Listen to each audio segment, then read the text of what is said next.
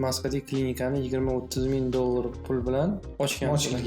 Shunaqa katta summa bo'lmagan ochish uchun. Yo'q, men sizga maksimalni qisqa qilib tushuntirib berdim. Ungacha ancha-muncha og'ir yengil yo'lda bo'lganim. O'sha paytdan ajratish, oqqa oqga, qorani qoraga ajratish bo'lardi. Biz kafedrani o'zida sezganmiz. Bizani dastashni qiynashgan. Qaysi kafedradasan degan Toshmiydan. Toshmiyda kafedradan chiqqan student hech narsani bilmaydi. Doishniki degan. Moskvada klinika ochish bilan va Toshkentda, O'zbekistonda klinika ochishi qanaqa qiyinchilik va plus taraflari bor? Bu yaxshi savol bo'ldi, ayni og'irli savol ham bo'ladi.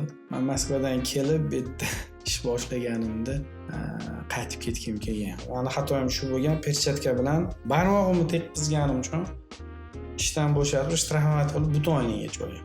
Moskvada va Toshkentda eng katta patsiyentdan olgan chekingiz. Toshkentda shartmi?